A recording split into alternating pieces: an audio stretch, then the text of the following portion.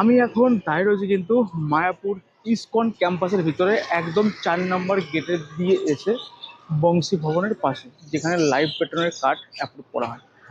যাদের মেম্বারশিপ নেওয়া আছে ইসকন, তারা কিন্তু ওখানে থাকতে পারবে ফ্রিতে। ঠিক এইখান থেকে মানে মায়াপুর থেকে কিন্তু তোমরা চলে যেতে পারবে বাসে করে কলকাতায়। ঠিক আমি যেখানে দাঁড়িয়ে রয়েছি আমার পিছনেই কিন্তু পুরো একদম গভর্নমেন্টের বাস দাঁড়িয়ে রয়েছে, একদম ফুল এসি বাস, মাত্র 250 টাকায় কিন্তু কলকাতা।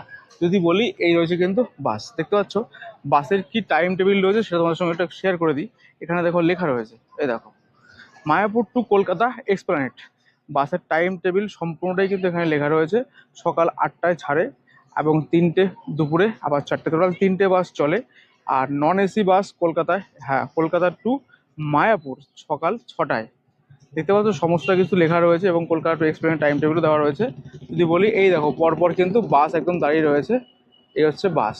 এই বাসে করে তোমার সোজা কিন্তু একদম চলে যেতে পারবে 3 ঘন্টা থেকে 4 ঘন্টা জার্নি করে সোজা মায়াপুর থেকে কলকাতা। যদি বলি এই কিন্তু রয়েছে 4 নম্বর গেটে ঢোকার প্রবেশ পথ। তোমরা কিন্তু বাসে আসলে ঠিক এখানে নামিয়ে দেবে একদম। এই যে এটা রয়েছে কিন্তু বংশী ভবন, যেখানে লাইভ কার্ড অ্যাপ্রুভ হয়। ঠিক এর পাশেটা রয়েছে কিন্তু ঈশ্বরদান ভবন। আর এইখানেও কিন্তু প্রচুর খাবারের দোকান এবং স্ট্রিট ফুড রয়েছে। তো ফাইনালি তোমার সঙ্গে একটা বাসের আপডেট দিয়ে দিলাম।